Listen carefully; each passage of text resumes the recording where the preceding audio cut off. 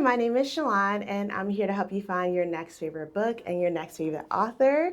And I'm here with Kayla Hardy, who is a mythology expert, a screenwriter, and an author whose expertise was used to craft one of my favorite books of the year, The Quarter Queen, which is a historical dark fantasy that adds humanity and nuance to the infamous Voodoo queen, Marie Laveau.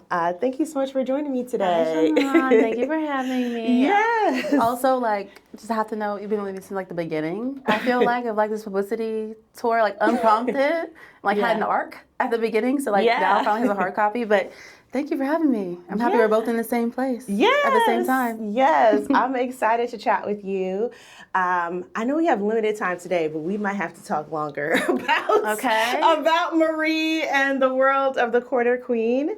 But what would folks be most surprised to learn about your author origin story? Oh my goodness. Mainly, I think people were surprised I was a screenwriter. And that I actually started as a novelist. That's what I wanted to be since 8 years old. I'm a baby of libraries. So we didn't have, again, we're at the Columbus Book Festival in a library. And my sister's a librarian who's out there right now currently waiting on us. It's been a full circle. So I just wanted to be a writer, and it was so did the whole traditional path of BA in English, MA in English, and then the MFA kind of PhD.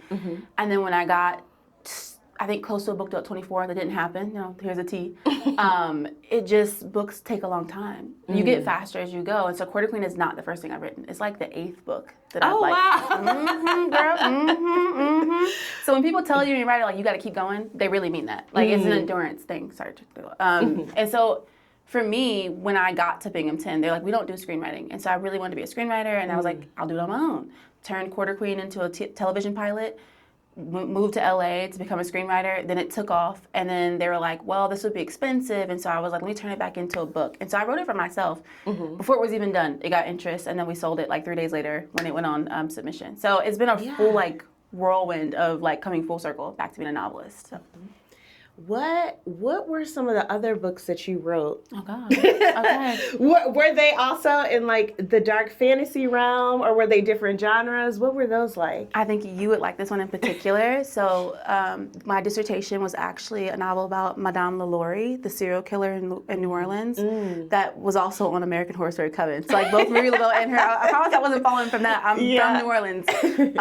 But it kind of centered, she was a villain. Straight up. You cannot even try, for me, to really humanize her. She was straight up, for those who don't know, a gruesome serial killer at the time, who was using the institution of slavery to basically prey upon, which is already, and the thing about her is when you go to New Orleans, I don't know if you've ever been, they're when they finally burned down her house, all the slave masters marched and were this is terrible. It's yeah, that doesn't make slavery okay. Just the narrative around it. So the book was about, they had sent lawyers to her house. So basically, they had sent a bunch of people to her house to see if the rooms were trimmed. People were no, she's fine.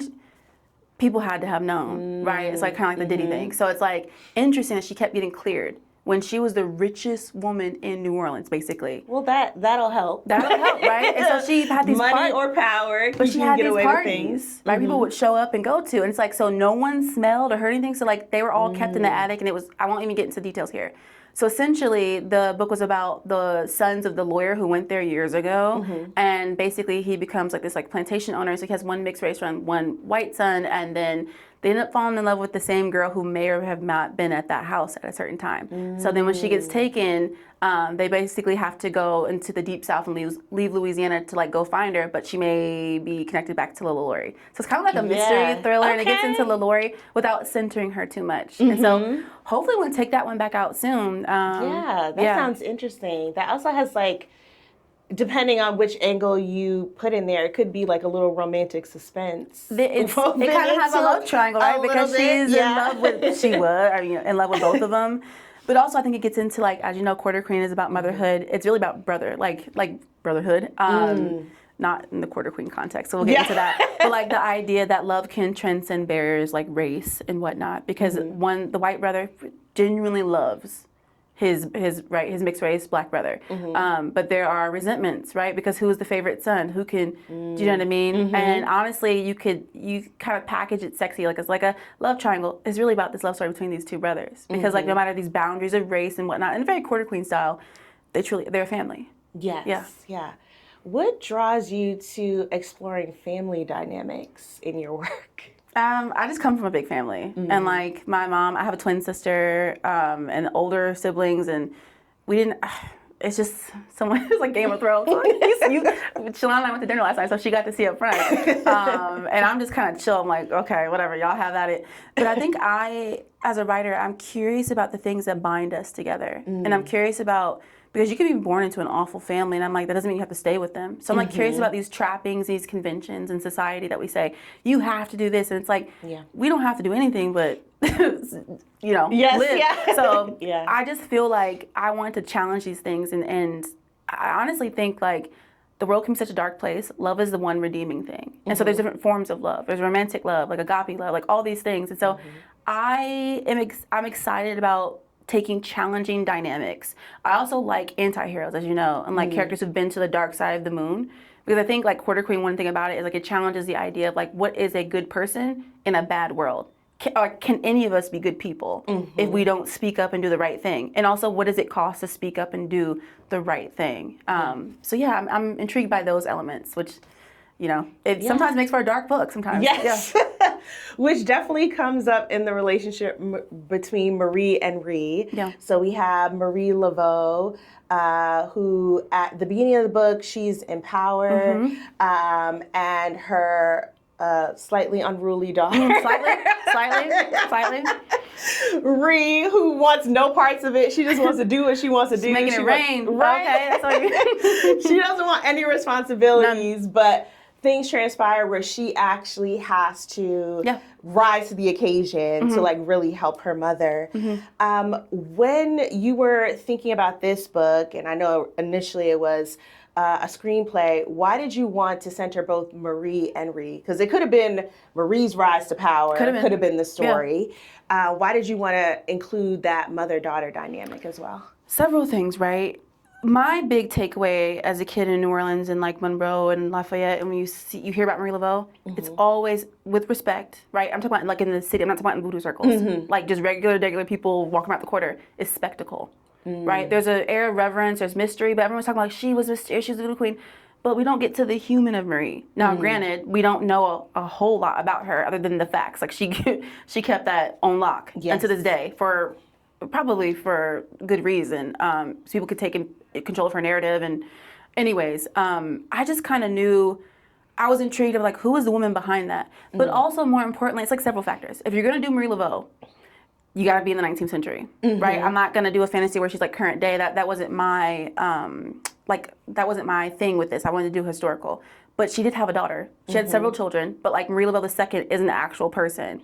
And when you look into her, she was known to be more wicked than her mother. And then, you've heard me talk about this before. I'm like, wicked to who? Right? Because who's controlling that narrative? Wicked to who? Like, supposedly she practiced darker magic and also hoodoo. And so you see Conjuring is in the book with John the Conjurer. Like, so I just knew that I wanted to center both of them because, like, they both are Marie Laveau. And people often get them conflated. That being said, I knew the one way to humanize Marie was as a mother. But also, like, with her legacy, she was the first to be born free in her line. And I'm thinking, if I'm literally in the 19th century and I'm just walking down the street, tra-la-la-la, you see people that are enslaved. How could you not feel that? Now, how could you not feel that, like, double if you're Marie Laveau? Yes. You have all this power, right? You wield this power in Congo Square. You can go about the city as you like. You are an ambassador for Creole people and free people of color and for Black people as a whole. How could you not see that and not feel something? More importantly, as a mother, how could you not see that and be like, I need to keep my child protected? Because as we know in the 19th century, when it comes out to freedom papers, that can be taken away, whisked away, ripped away. We saw that in 12 Years a Slave, right? Like, those things are arbitrary. So I just kind of knew it's kind of a gumbo of all those things, right? Like, I just knew we needed to humanize her, but we also like needed to get into like the legacy of Marie Laveau 1 and 2, because I hadn't really seen that done before. I've seen people do stuff just on Marie, but I'm like, yeah, they're connected. They're like two sides of the same coin. And in the book, you also get glimpses of Marie before the power. So you get that dual timeline, which is great. So then you see when she encounters John the Conqueror and how that goes. That goes. How it goes. Yeah. At the same time, Ree is like trying to figure out what's happening to her mother in their present day. One thing that I thought was especially helpful in the book, like if folks don't have any context, is the way that you crafted all of like the political system at the time, and then also like how much religion also controls that system, because like you said, Marie is like the first free Black person. Rhea is also free because of that, but they're surrounded by enslaved people. Yes, so how they're navigating things is, you know, it's a very tightrope, because they can only do so much even with the power they have. Can you talk a little bit more about like that time period and like what you wanted to showcase with that within Marie and Rhea's story? I love to nerd out about this. So like Quarter Queen is technically, as you know, an alt history, right? So by virtue of, it is a fantasy novel that takes place in a heightened version of like our reality, right? So like people talk about New Orleans and demons and magic. Well, they're real in this book, because you can really get the metaphor across. Honestly, in the real New Orleans, most people don't know this. A lot of people do. They tried to bring Inquisition. So the church tried to bring Inquisition, the Spanish crown did, with papal approval. Pierre Antoine, the famous priest that actually existed, who married Marie with her first husband, is like known as like this hippie kind of like loving. He was sent by the Spanish crown to basically bring an Inquisition. And the governor said, get out. So he leaves and he comes back. And then he has like this change of heart. And I'm like, wow, that's a character arc. But I like found a few years ago, I found like an article, it was like 2 years ago, where it was like, they thought they found remnants of maybe Inquisition buried beneath an old jailhouse with like connection to Pierre Antoine. And I was like, interesting. So I didn't write all history, okay? But when you have things like institutions of power, that does come down. Look, my family's Catholic, you can still critique the institution. That to me, that has nothing to do with God. It's a separate spiritual thing. So then you have the Freemasons. They were also in power at the time. The Brotherhood of the White Hand is technically a take on them, right? Also like the Klan, other things like that. But we know that most power is governed by white fraternal organizations. And so it's in their interest, so they think, to stop people from, because they profit off of slavery. They have a very nice mask, but basically they're like, we practice alchemy, which is very puritanical, which if you know anything about alchemy, a lot of that was like stolen from like the Middle East and what. So again, they are a very good metaphor for like white fraternal power. And so they don't actually say anything on the surface. That's the thing. That's actually, as you know, like inflammatory really. They keep the rules until, right, we get the Band-Aid ripped off. So the church, the Brotherhood, and then you have the Voodoos. They all connect in this kind of systemic power system that's holding New Orleans together. But not really though, right? Because they all are under the institution of slavery being legal. And so with an Inquisition maybe about to happen, the Brotherhood is like, wait, hold on. We might not like the Voodoos, but we don't want to die in the Inquisition, so we might have to team up. And that's where I think Rhea calls Marie out and it's like, I would never work with the Brotherhood. And Marie's like, you will play the Game of Thrones. Yeah. Because at the end of the day, it's like, it's about survival. And then we could fight once we know we are literally all we can alive. take we can take it there. Yeah, exactly. Once it's after that. One of the themes that's woven into the book is just like really thinking about like, as you're in power, especially if you haven't been in power before or you've been in circumstances where you've been like marginalized, what does that then look like? Is it, I'm trying to like usher in a new way of living, or do I then become similar to like who is oppressing me? That's such a great question. And thinking about like that dynamic. So it's a negotiation, right? I think all of us would like to think that we would be the hero. And I'm really intrigued by that concept.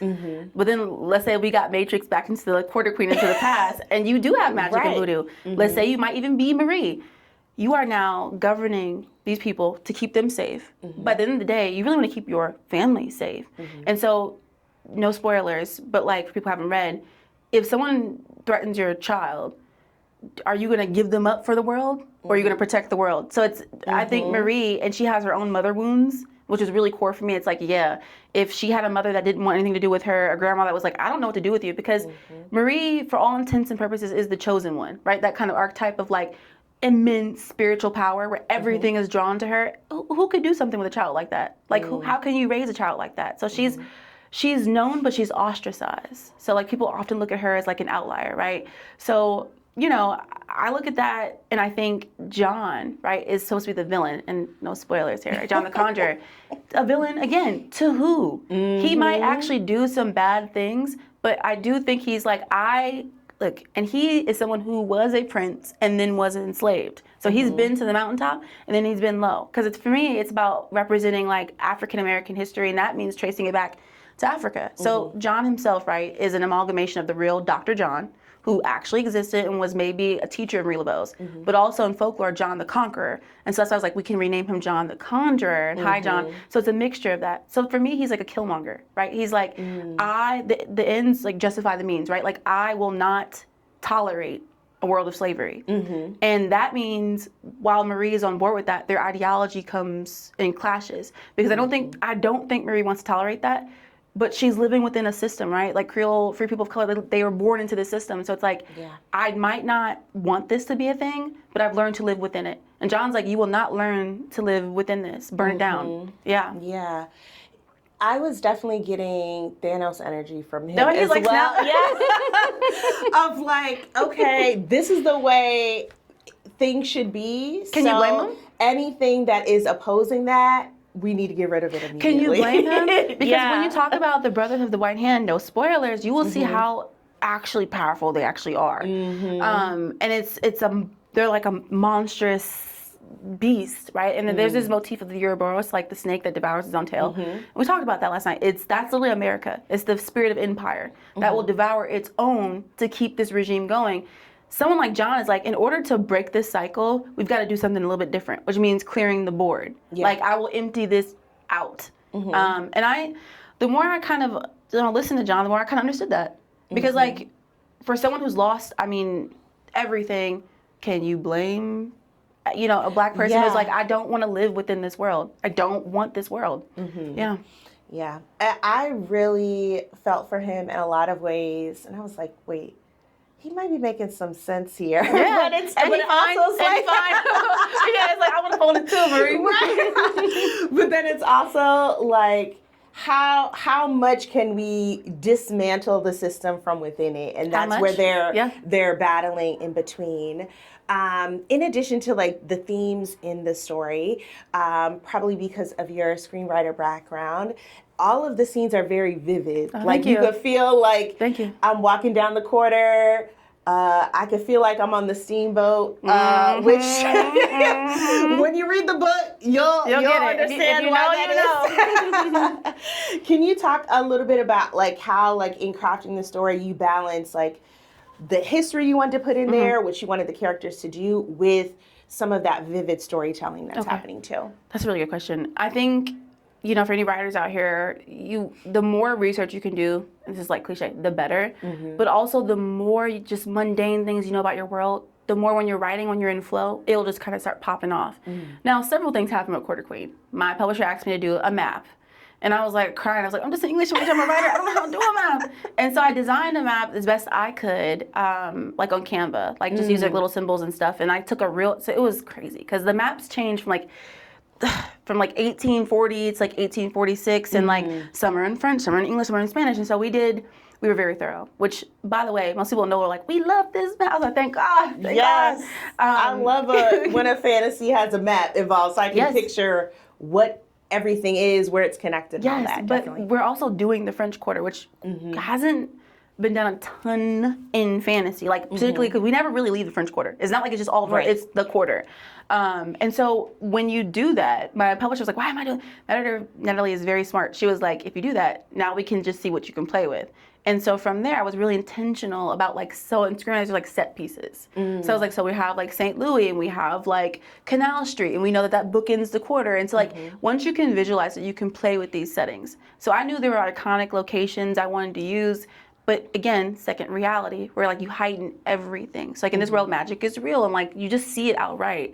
So for me, I really enjoy when setting is a character, and obviously New Orleans is already pretty much a character. And I just was like, we really need to feel like at any point the voodoo gods are lurking down the street, demons are walking around, like you got to feel the humidity bearing down, and like the brotherhood, like even when you're not, like there's a character Silas, even when you're not like seeing him, you feel like maybe he's around the corner and whatnot. And like there are spirits that like, and so to me, New Orleans has always felt like that anyways. So it was like just trying to figure out a way to matrix that onto the page, I think was challenging. But I just know that when I was writing every scene, I was like, okay, so we got Marie and John and Ree, but how do we balance out the world too? So like, you know, when they're at like the city of the dead, it's like, are the spirits whispering at that point? So like always keeping our characters intact, but also the city of New Orleans. And like remember how to bring her forward as well. Yeah. Yeah, you could definitely feel New Orleans there. Like I've been to New Orleans a bunch. I used to live in Louisiana for a little bit. Did you? Where'd you live? In Mandeville, and then worked in New Orleans. Nice. So like you could definitely, it's like a very specific energy in the city. Yes. So when you go, then you feel it. If you know, you know. Yes. If you know, you know. And it's like, depending on where you are, it can be a very moody vibe, which comes through in The Quarter Queen, as like Rhea is trying to uncover more about her mother. It's gothic and it's hot. Yes, hot. It's hot. Definitely. Like we were yesterday. Exactly. I was dripping and so I was like, girl, I was like, you're gonna get this sweaty face. Yeah. One thing also that's like woven into the story is relationships that Rhea and Marie have that are outside of each other. And they both have to like make decisions. So like Marie has John, and then there's like a romantic entanglement that happens. And then Rhea also has her own romantic entanglement. Mr. Hemrick, yeah, the Inquisitor. Right. Why did you want to include that within their stories as well, as opposed to it just, like it's still centered on mother-daughter relationships, but then we also see their relationships with others too. You know what? I am a fan. I also read a lot of romance. I read a lot of fantasy. So like this book is definitely a gumbo of like all the things. You know, I wanted them to have their own lives too, right? It's not like I'm just have mommy issues and that's it. It's like no, like, and especially for Marie, it's like at one point, she was down bad, you know what I mean? And she was doing stuff, and it's like that's what our parents had whole lives before us. So that was important for me. But in respect to like publishing and like genre, we knew we wanted to have like a romantic element, like that is not taking over the plot. Like that's my thing. I will read those kinds of books and I like to thirst after them. In my own writing, I feel like I want to fully realize life. Like I like politics. I like my job. I like romance. Like that's not all there is to Kayla, right? So I felt like for someone as powerful as Marie or even Ree, that can't be all there is. It's just not romance, but it's a part of it. And also it should drive the plot. Like, you know what I mean? As well. It should feed into it. Like, it's like the A, B, C, and D plot line should become like a Nancy's web and like kind of feed into each other and like coalesce at the end into like a nice climax, which hopefully we pulled off. But I also feel like the love stories mirror one another. I feel like what John and Marie have, no spoilers, is also like the sexy kind of teacher-student vibe, and that's like a trope. But it also becomes dark and complicated and full of betrayal and realizations. And I feel like with Rhea and Henrik, them being childhood best friends that never got to kind of take it there. And then, you know, she makes a choice, he leaves, he comes back. You have that kind of reignited kind of thirst and yearning. But also they have something more innocent, I think, than what John and Marie had. Just by virtue of just being a different timeline. But also, is it? Right? Because it's like everyone's lying to each Things other. Get very complicated. Right. But also I think too, every character is like a stand-in for their faction. Right? So like Henrik represents the church and the Inquisition. Marie represents the Voodoos. Rhea is kind of like the dissenting voice within the Voodoos, right? Of like, this is a new day and age and like we need to be more rebellious. John is, you know, Daddy John. Like he represents the old ways, right? That's like, I'm coming to burn this down. Which was important for me because, you know, Voodoo and Vodun has roots in like Africa and Yoruba and all those things. And so I was like, we need that character who represents like the homeland. But yeah. Since this originally was a screenplay and then you made it into a novel, was there a different approach that you were taking to the screenplay that doesn't show up in the novel, or what would have that focus looked a little like? Oh God.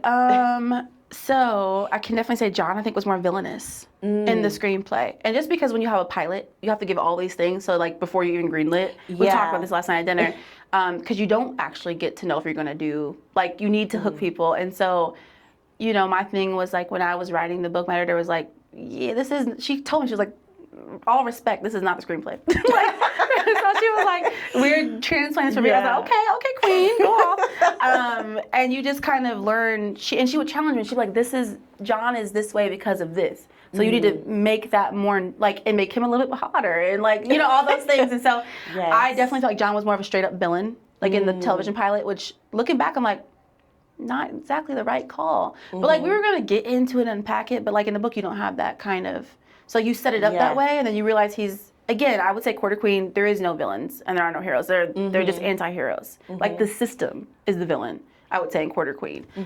Corbin obviously is like a piece of shit. But like also entertaining. Like we talked about like for a TV show, we're like, can we get Walton Goggins to play Corbin? Just like he would just go off like so good. But yeah, I would definitely say John was more of a villain and Marie, I think, was a little bit more stone cold. And so we kind of like, I carried that over into the book as like Heart of Stone. And it has this kind of double meaning, right? Is it like the Brotherhood spell? Is it Marie? Is it all of us that basically like time and transgressions have made us colder? And I think the world will make you cold if you let it. But love, whatever form it is, will probably save us at some point.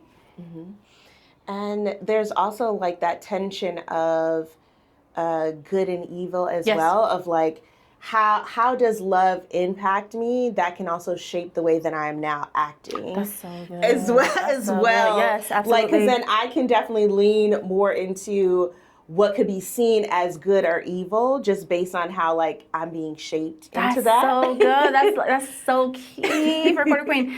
Because I do feel like, and the weird thing is like, and no spoilers for Marie, her motivation is love, or what she thinks is love, like with the first husband. And then while you're plotting and trying to use someone else, you're like, wait, this actually could be the love of my life. And I think life kind of works that way, right? Where we have one plan, the universe, God, whatever, is like, nope, redirect. This is actually the thing. So I think the things that can hurt us can shape us. So like when you're on this journey, you're like, I didn't expect to meet you, but I want to open my heart. And so I'm like, oh God. So like that felt very key for Marie and John, and even Marie. Like I think she was hurt in the past, and now to protect herself, she has a heart of stone. In a different kind of way. She's a party girl. Like all of those things are just to cover up, you know, I think someone who doesn't want to be hurt again or doesn't want to be powerless. I think for Ree, she feels like love makes her powerless. It makes her feel like I've never had something really pure. I was hurt, so now I need to play games to keep people at bay. Because then I can control this game playing as opposed to them getting too close to me. Yes. even I don't want to spoil it, even Silas, shaped by love. Yeah. So like I think love can and will, in the end, I say it all the time, will save us. It is just that like how we go about it. What is the journey towards that end? And what sacrifices are we willing to make because of love? Because I think they all kind of take it there at the end of the day. Like they will go to, they do. They definitely do. Yeah. And the book leaves it open that potentially there could be more. Yeah. Like we could see them again because there's still some hopefully some be a trilogy. business. I'm hoping it'll be a trilogy because I had turned in an outline for a book too. I can't say more than that. Okay. Because it was originally a television pilot, so I had 3 seasons planned. Oh, okay. And you know, I think it was pretty clear, like season 2 of like the Inquisition and like season 3, the War, the Brotherhood. Like finally, once this is out the way, we're gonna take it there. And what does that look like to actually battle for the soul of New Orleans and have this all-out war? And like, would that actually affect the real Civil War? Yeah, that would be cool. And then also, how does that impact these reconnections that have happened as the Trinity. So I think it's like very clear without spoiling things that like, you know, I'm a sucker for the trope of like a good team up. Like I love that, like Vampire Diaries, the originals, like stuff like that, where it's like I might hate you, you might hate me, but I hate this more. Like, you know what I mean? So like we gonna get this done. So like I love that. But like even in fiction, I think what's like with The Sopranos is like how do we humanize like an asshole? It's like what Tony Soprano's like, well, get a bigger one. Right? And then so then you start to like this character like in comparison to that. So it's like I feel like I just love a good alliance or team up. Because you know everyone's not playing. Especially when it's unexpected. Yes. Of like, okay, I guess we have to work together and figure this out. Absolutely. Yeah. Yeah. For one thing that I also wanted to mention, while reading the book, there's like quite a bit of foreshadowing that happens like before you like fully understand everything that's happening. And one of the things that I noticed is in in the chapters, I guess like the image that's at the beginning of the chapter. Oh, yeah. Where there's like certain animal representation that is happening. Yeah, the snake and the crow. Yes. Yeah. So that is a nugget for folks, because there was like moments where I was like, hold on, wait. Yeah. I saw this and somebody said this. Yep. So this must be important. Yeah. You talked a little bit about the snake. How does the crow come to play? Like, what is the symbolism of the crow as well? That's such a great question. A lot of people are always intrigued by Aram and the crow. First of all, I was a big Poe fan. So like I love ravens and my favorite color is black. Like I love, my production company's named Blackbird. So like I love crows. I love ravens, but like crows in particular, and I actually feed them. Like outside my house, like a murder of crows will come and get their food and stuff. It just brings out the inner gothic fantasy person in me. But on a real level, right? Crows they've always kind of represented like death and like all these things. And like I've always been like to subvert that. And I think for me, as you know, crows, you may or may not know, like it's on sight for them. So like if you wrong them, it's forever. And they also represent death. And I thought, isn't that great if we can take something, this motif, and give it to like this black man, like John, who basically serves the god of death. And death doesn't have to be a bad thing always, right? And also like this idea of like legacy and remembering, like crows will remember forever. Their kids will remember. Like, so with John and Marie, we have this crow in the present timeline. It's, it's that hovering of death, it's hovering of John, it's a hovering of everything. And so, in Voodoo, death is not a bad thing. It's just another part of life, right? So death and life go hand in hand. And so, again, and also crows and snakes are enemies, and so it made sense because Marie has the iconic snake, like we know that in history. So I thought we'll give Ree kind of an opposite, kind of familiar, but also, I just love the fact that it could be linked to like this kind of powerful black man, because we often see crows linked to like white people and fantasy and all that. So yeah, to subvert that expectation. So. Yeah, I really like that. There's definitely moments where I was putting the pieces together initially, and I was just like yelling out loud. I was like, hold on. I was like, wait a minute. Yeah. So I love that nugget and getting like context on that. How do you want readers to feel after finishing The Quarter Queen? Oh my goodness, such a great question. A mix of emotions, I would think. I don't like, super neat endings, because I think if this was just a romance or just a fantasy, then I would want you to feel like, yearning for them as a couple, but it is political. It is about a system of power. So I want people to feel like, challenging a system of power. Sadly enough, we're seeing a lot of these things happening right now today. So we didn't get the lesson from Quarter Queen. We didn't get the lesson of the 19th century. And a lot of that goes back to not unpacking the system of slavery, not unpacking, slave codes and how they still are technically sometimes in effect in certain states. Like you can still go and find that in the archives.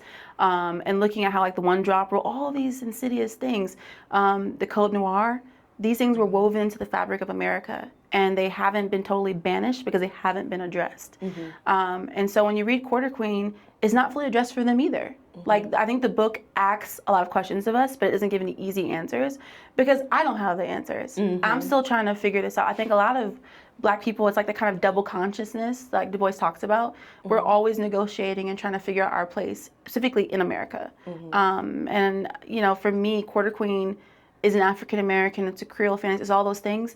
It's an American fantasy. A lot of people want to do like the European dragons, and that's all fine and well. We have folklore right here that can address things that we have not answered or reconciled with. So I want people to look at the world and feel challenged and think that they can take a little bit of magic, a little bit of love, but like use that and apply it to your current political time, like right now. Yeah, and there's definitely a lot of ways that could be applied, or even folks feel interested or intrigued about like learning more about life at that time as well too. Just from having The Quarter Queen as a vehicle. Yes, you can. It's entertainment, but there's a lot of history woven into it as well. Yes, all those things. That's a beautiful point. I mean, our history is important, but you want to base, I think we talk about it like in like these bullet points. It's taught to us in school. And there was so much life lived, resistance, revolution, literature, oral history, all those things, like Anansi, you can weave that into a fantasy tale, and like Black folks can teach their kids like, hey, it wasn't just slavery, it was also these things too. And also there's nothing wrong with having enslaved ancestors, because like there's like this idea of like shame around it. That was a system, again, I just want to reinforce that we did not ask for. It was foisted upon us. Yeah. And as you're thinking about you're working on next. Mm-hmm. So hopefully we get more with Marie, Ree, and John. Hopefully, yeah. I'm working on it. Yes. And then is there anything else that you're working on that you could share? I think I can. We talked about it last night at dinner. So I have a vampire romance novel coming out, I think spring 2028. Oh, wow. Okay. Is that historical too, or is that present day? Present day. Oh, okay. Yeah. But I can say it has a connection to Quarter Queen. So it's like present day. Okay. And I have 2 horror screenplays that hopefully one I will direct next spring. Yeah, your girl's also a screenwriter. So okay. Yeah. Anything you can share about the themes in the horror screenplays? So yeah, one is actually, it sounds bonkers. One is like a satanic cult of like witches with like toxic mommies. Okay. Oh yeah. You know that whole toxic mommy thing that came out? Yes, yeah. I told my agent, he was like, wait, what? So that one is set in LA. That one should be done like in the fall, and we'll see what happens with that. Mm-hmm. And then I have a horror short that's like on alchemy and like the Philosopher's Stone. So it's like the substance meets like talk to me. So hopefully, I've already got that pretty much casted, and I'll set to direct next spring. So hopefully, yeah, in summer. That's so exciting. Yeah. As you're thinking about your work, whether it's as a screenwriter or an author, if like someone is like just raving about your work, what 3 words would you want to hear them say? That's such a good question. Okay, let's see. Dark, gothic, complicated. Okay. Yeah. Because I feel like I'm always in a circle of those things. Like there are other things, right? But I feel like, again, I am deeply attracted to characters who have done, I won't even say like terrible things that the world has forced them to do. And how do you negotiate that? Some people like, cookie cutter, and I took a lot for like Ree, because like they're like, she is not like her mother. Well, duh. Like, do you want copy paste of Marie? Yes. Marie Laveau is the archetype, right? So like Ree, again, was known to be wicked and rebellious. And I'm like, well, how do we take that and apply it in a book? And so, I'm always attracted to complicated female characters. I think, yeah. Yeah, I do as well, because then you get women that are complex and not just like what I call like the Claire Huxtable effect of things, where it's like there could be people that are like that, but most women are also humans. So they're very flawed and they act in the ways that they want to act. And sometimes it's good and sometimes it's like sometimes good it's for bad. them. Yeah. Was it Honey? Did you read that one? Yes. I like that one too, because it was like, again, I would never behave in that way, but I'm fascinated by characters that would never behave that way. Because it teaches me something about myself, I think. I don't know. It's like people talk about they love horror movies. And I'm like, I write horror movies. I like it because I can put myself in a situation where I don't plan to be in. Right. But I can, in the safety of my house, in my onesie, my glass of wine, I can be and get out. Like, you know what I mean? Yeah. So that's it. Yeah. Yes. Well, thank you so much for joining me today. Thank y'all. And you all should be reading The Quarter Queen if you are looking for